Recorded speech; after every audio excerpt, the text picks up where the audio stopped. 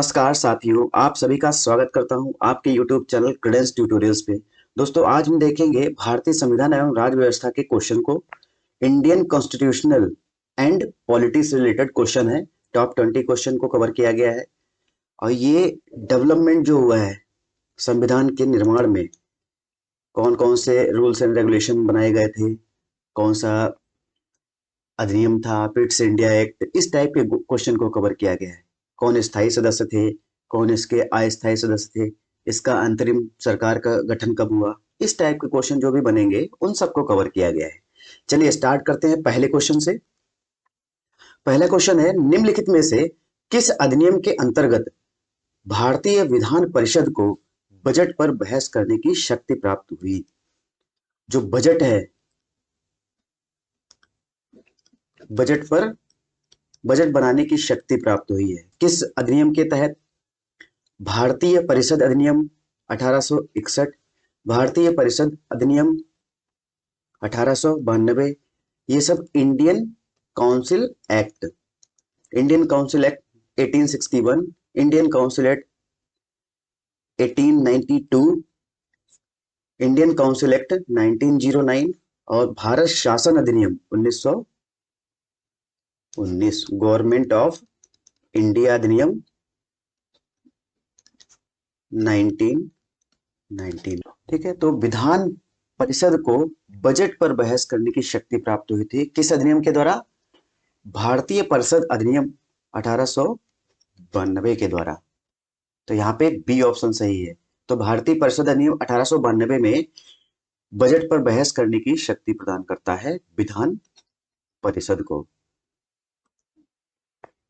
Next question है, बहुत ही इंपॉर्टेंट क्वेश्चन।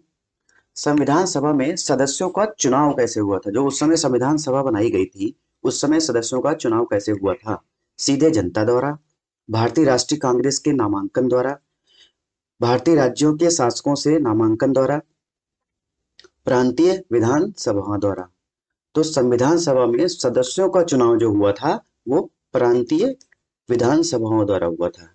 प्रांत में जो विधान सभाएं चल रही थी उनके नामांकन द्वारा हुआ था। ठीक, किस राज्य में रिप्रेजेंटेशन कितना होगा वो सब विधानसभा, जो संविधान सभा थी उसमें प्रांतीय विधानसभाओं के सदस्यों से किया गया था। जैसे यूपी सबसे बड़ा राज्य था, तो यूपी में सदस्यों की संख्या ज्यादा थी। बिहार, महाराष्ट्र, पश्चिम बंगाल, इस टाइप में जो बड़े बड़े राज्य थे उनके सदस्यों की संख्या ज्यादा थी। ठीक है, नेक्स्ट क्वेश्चन देखते हैं। सूची 1 तथा सूची 2 को सुमेलित कीजिए तथा सूचियों के नीचे दिए गए कूट से सही उत्तर का चयन कीजिए। सूची 1 में कुछ परिषद है, कुछ सर्वोच्च न्यायालय जैसे कुछ मिशनरियां हैं, उनका किस अधिनियम के तहत उनको निर्माण किया गया वो देखते हैं। नियंत्रण परिषद की स्थापना नियामक अधिनियम 1773 द्वारा, सर्वोच्च न्यायालय की स्थापना पिट्स इंडिया, पिट्स का भारतीय अधिनियम 1784, इंग्लिश मिशनरी को भारत में कार्य करने की अनुमति का प्राप्त हुई चार्टर अधिनियम 1813 में, गवर्नर जनरल की परिषद में कानूनी सदस्य की नियुक्ति चार्टर अधिनियम 1833। तो इसमें सुमेलित करना है, कौन सा सुमेलन सही है?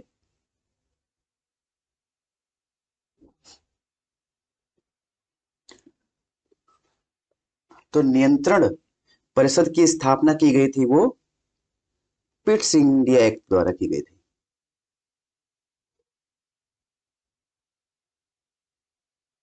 तो फर्स्ट का एक आपका सेकेंड, बी, सी और डी। बी का देख लेते हैं, सर्वोच्च न्यायालय की स्थापना। सर्वोच्च न्यायालय की स्थापना की गई थी नियामक अधिनियम 1773 द्वारा। तो यहाँ पे फर्स्ट ऑप्शन। इंग्लिश मिशनरी को भारत में कार्य करने की अनुमति कौन से अधिनियम के द्वारा प्राप्त हुई थी?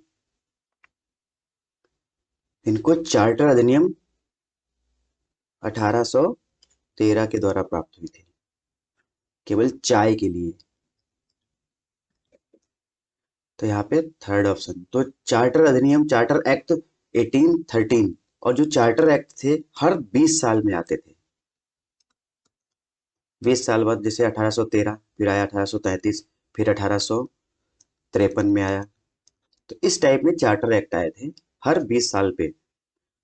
तो चार्टर एक्ट एक्ट 1813 द्वारा जो इंग्लिश मिशनरियां थी इसमें भारत में बिजनेस करने के लिए इनको परमिशन मिल गई थी।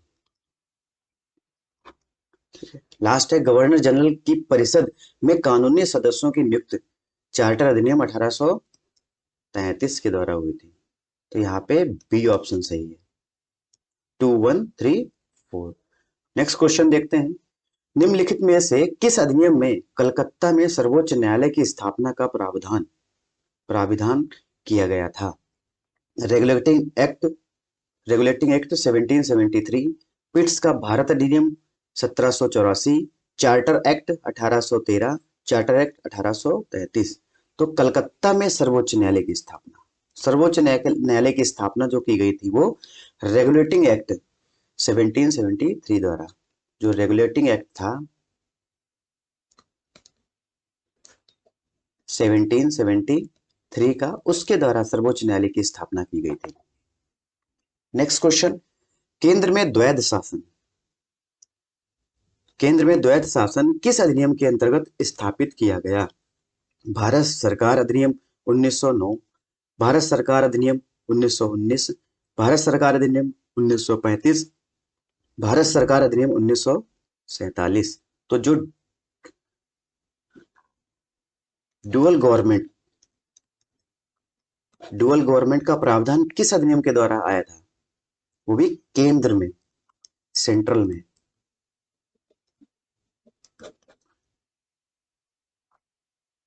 तो भारत सरकार अधिनियम 1935 के द्वारा द्वैध शासन, डुअल गवर्नमेंट की प्रावधान रखा गया केंद्र में।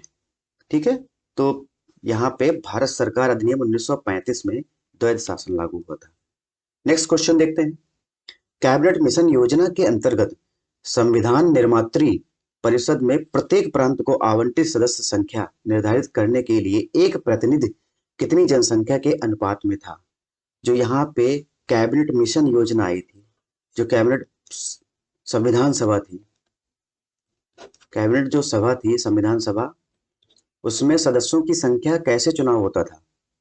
उनमें आवंटित सदस्यों की संख्या का निर्धारण कितने लाख जो व्यक्ति थे उनमें एक प्रतिनिधि होता था, ये पूछा गया क्वेश्चन में। 8 लाख, 10 लाख, 12 लाख, 15 लाख। तो यहाँ पे एक जो सदस्य था उसके चुनाव के लिए 10 लाख संख्या होनी चाहिए थी। तो 10 लाख में एक प्रतिनिधिमंडल का चुनाव किया जाता था। तो वहां पे बी ऑप्शन सही है। नेक्स्ट क्वेश्चन देखते हैं। एक निर्वाचित संविधान सभा द्वारा सर्वप्रथम भारत के संविधान का निर्माण करने का प्रस्ताव किया गया था। साइमन कमीशन द्वारा, भारत सरकार अधिनियम 1935 द्वारा, क्रिप्स मिशन द्वारा, ब्रिटिश कैबिनेट डेलीगेशन द्वारा। तो एक निर्वाचन संविधान सभा, इलेक्शन जो इलेक्टेड संविधान सभा का स्थापना कैसे की जाएगी, वो किस अधिनियम या किस मिशन के द्वारा आया था, वो देख लेते हैं। तो यहाँ पे क्रिप्स मिशन में निर्वाचित संविधान सभा द्वारा सर्वप्रथम भारत में संविधान का निर्माण करने का प्रस्ताव किया गया था। भारत में उपनिवेशी शासन के संदर्भ में 1883 के एल्बर्ट बिल का उद्देश्य था, जहां तक अदालतों की दंडिक अधिकारिता का संबंध था, भारतीय तथा यूरोपीय लोगों को बराबरी पर रखना, देश प्रेमी की स्वतंत्रता पर कड़ा अंकुश लगाना, क्योंकि उसे उपनिवेशी शासकों का विरोधी समझा जाता था, प्रशासनिक सेवा परीक्षाएं भारत में करवाना ताकि देसी भारतीयों को उसमें बैठने को के लिए प्रोत्साहित किया जा सके। तो प्रशासनिक जो सेवाएं थी उसमें देसी भारतीयों को, जो इंडिजिनियस इंडियन थे, उनको बैठने के लिए प्रोत्साहित करने के लिए एल्बर्ट बिल लाया गया था। ये ऐसा इन्होंने कहा है। शस्त्र एक्ट में संशोधन कर देसी भारतीयों को शस्त्र रखने की अनुमति देना। तो एल्बर्ट बिल जो था वो किससे, इसका उद्देश्य क्या था? तो एल्बर्ट बिल का उद्देश्य था, जहां तक अदालतों की दंडिक अधिकारिता का संबंध था, भारतीयों तथा यूरोपीय लोगों को बराबरी पर रखना। तो जो दांडिक प्रक्रिया थी, पीनल कोड, आईपीसी जो बोलते हैं ना, इंडियन पीनल कोड, उस दोनों के लिए, इंडियन और यूरोपीय लोगों के लिए, दोनों के लिए बराबर का दर्जा था। ठीक है, तो यहाँ पे ए ऑप्शन सही है। ये आईएएस में पूछा गया है, आईएएस 2003 में पूछा गया क्वेश्चन है, इंपॉर्टेंट क्वेश्चन है। इस टाइप के क्वेश्चन स्टेट पीसीएस में बन जाते हैं। चलिए नेक्स्ट क्वेश्चन देखते हैं। राष्ट्रपति की अध्यादेश निर्गत करने की शक्ति प्रेरित है। भारत सरकार अधिनियम 1929, भारत सरकार अधिनियम 1935, भारत सरकार अधिनियम 1909, भारत सरकार अधिनियम 1947। तो राष्ट्रपति की अध्यादेश, अध्यादेश किस आर्टिकल के अंतर्गत आता है? आर्टिकल 123। आर्टिकल 123 राष्ट्रपति का अध्यादेश बोलते हैं उसे। तो ये किस आर्टिकल, किस अधिनियम के अंतर्गत आया था? भारत सरकार अधिनियम 1935 द्वारा राष्ट्रपति के अध्यादेश निर्गत करने की शक्ति प्रेरित करता है। नेक्स्ट क्वेश्चन है, इंपॉर्टेंट क्वेश्चन है। भारतीय विधान पालिका प्रथम बार द्विसदनीय बनाई गई। 1892 के भारतीय council act, Indian council act.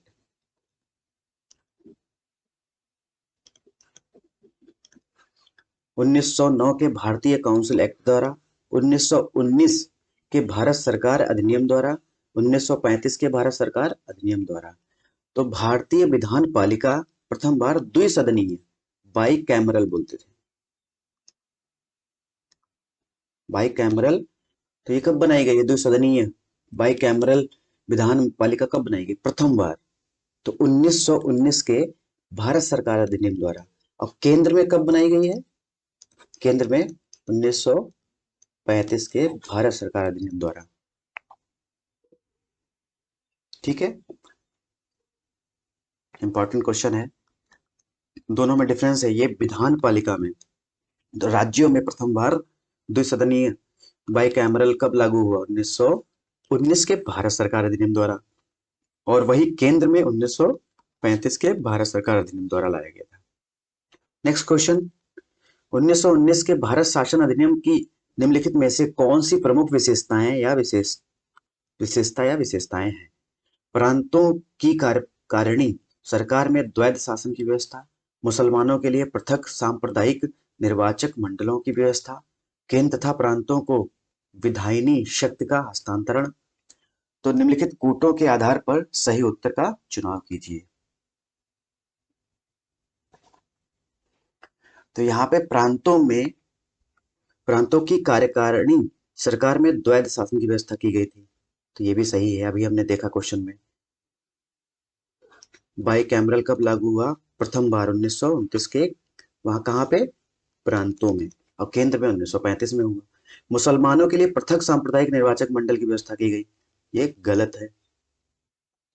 केंद्र तथा प्रांतों को विधायिनी शक्ति का हस्तांतरण किया गया। तो फर्स्ट और थर्ड यहाँ पे सही है, तो सी ऑप्शन सही है, बाकी बी ऑप्शन गलत है। चलिए नेक्स्ट क्वेश्चन देखते हैं। भारत परिषद जो इंडियन काउंसिल है, इसकी समाप्ति किसके द्वारा हुई? 1909 का अधिनियम द्वारा, 1919 का अधिनियम, 1947 का अधिनियम, 1935 का अधिनियम। तो भारत परिषद, इंडियन काउंसिल की समाप्ति किसके द्वारा हुई है? 1935 के, 1935 का अधिनियम जो भारतीय शासन अधिनियम था, गवर्नमेंट ऑफ इंडिया एक्ट 1935 द्वारा इंडियन काउंसिल को समाप्त कर दिया गया। ठीक है, नेक्स्ट क्वेश्चन देखते हैं। भारत के संविधान का प्रारूप तैयार करने वाली संविधान सभा के सदस्यों को ब्रिटिश संसद द्वारा नामित किया गया था, गवर्नर जनरल द्वारा नामित किया गया था, विभिन्न प्रांतों की विधानसभा द्वारा नामित किया गया था, भारतीय राष्ट्रीय कांग्रेस तथा मुस्लिम लीग द्वारा किया गया था। तो यहाँ पे अभी फर्स्ट क्वेश्चन हम लोगों ने देखा था, प्रारूप जो समिति थी, जो संविधान का प्रारूप तैयार करने का संविधान सभा के सदस्यों का जो चुनाव हुआ था, वो विभिन्न प्रांतों की विधानसभाओं द्वारा चुना गया था। ठीक है, तो ये भी क्वेश्चन, फर्स्ट क्वेश्चन भी था, यहाँ पे दोबारा रिपीट हुआ है। तो ये आईएएस 2002 में पूछा गया question.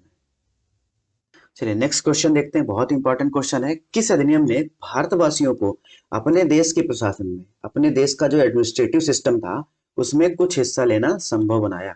Charter act 1833, charter act 1853, government of India act 1858, Indian council act 1861। तो जो एडमिनिस्ट्रेटिव वर्क था इंडिया में, उसमें हिस्सा कौन से अधिनियम के द्वारा लिया गया? वो चार्टर एक्ट 1833 के द्वारा। जबकि इनका जो हिस्सा था वो नॉमिनल था, बहुत कम था। उसके बाद धीरे धीरे इन्होंने अपना कब्जा किया, इनकी संख्या बल बढ़ती गई। ठीक है, तो सबसे पहले हिस्सा लेना चार्टर एक्ट 1833 के द्वारा संभव बनाया गया। नेक्स्ट क्वेश्चन है, स्वतंत्र भारत की संविधान सभा के अध्यक्ष कौन थे?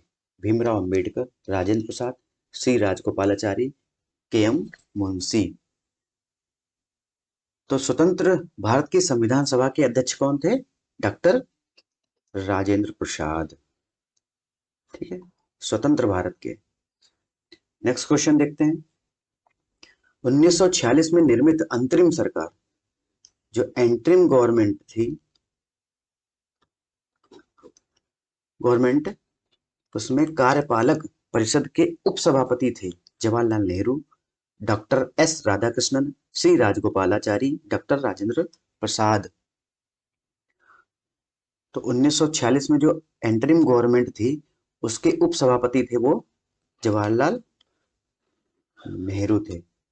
ठीक है, इंपॉर्टेंट क्वेश्चन है। नेक्स्ट क्वेश्चन, संविधान सभा के चुने हुए स्थायी सदस्य कौन थे? B R Ambedkar, Sachchidananda Sinha, doctor Rajendra Prasad, doctor S Radhakrishnan. तो संविधान सभा के चुने हुए स्थायी सदस्य थे वो डॉक्टर राजेंद्र प्रसाद थे। ठीक है, नेक्स्ट क्वेश्चन देखते हैं। अखिल भारतीय महासंघ स्थापित करने का प्रावधान शामिल किया गया था भारत सरकार अधिनियम 1935 में, अगस्त प्रस्ताव 1940 में, भारत सरकार अधिनियम 1919 में, कैबिनेट मिशन प्रस्ताव 1946 में। तो अखिल भारतीय महासंघ स्थापित करने का प्रावधान किसमें शामिल था? भारत सरकार अधिनियम 1935 में। ठीक, तो अखिल भारतीय महासंघ जो स्थापित की गई थी उसका प्रावधान 1935 के भारत सरकार अधिनियम में शामिल था। नेक्स्ट क्वेश्चन, निम्नलिखित में से किस अधिनियम द्वारा संवैधानिक निरंकुशता का सिद्धांत प्रवृत्त किया गया था? जो संवैधानिक निरंकुशता का सिद्धांत था वो किस अधिनियम में प्रवृत्त था? 1909 का भारतीय काउंसिल अधिनियम, 1919 का भारत सरकार अधिनियम, 1935 का भारत सरकार अधिनियम, 1947 का भारतीय स्वतंत्रता अधिनियम। तो यह जो किस अधिनियम में प्रवृत्त था? 1935 का भारत सरकार अधिनियम में। ठीक है, संवैधानिक निरंकुशता का सिद्धांत 1935 का भारत सरकार अधिनियम में प्रवृत्त था। नेक्स्ट क्वेश्चन है और लास्ट क्वेश्चन है, भारत के लिए संविधान सभा की रचना हेतु संविधान सभा का विचार निम्नलिखित में से सर्वप्रथम किसने प्रस्तुत किया था? स्वराज पार्टी 1934 में, कांग्रेस पार्टी 1936 में, मुस्लिम लीग 1942 में, सर्वदलीय सम्मेलन 1946 में। तो भारत के लिए संविधान की रचना हेतु संविधान सभा का विचार कौन सी पार्टी ने किया था?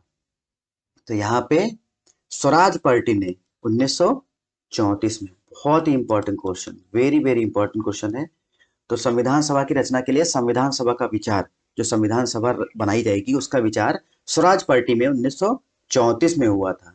ठीक है, चलिए आज की क्लास को यही समाप्त करते हैं और आशा करते हैं कि आपको ये लेक्चर अच्छा लगा होगा। अगर अच्छा लगा है तो मेरे चैनल को सब्सक्राइब कीजिए, शेयर कीजिए, अपने दोस्तों को भी भेजिए। जय हिंद, जय भारत, नमस्कार।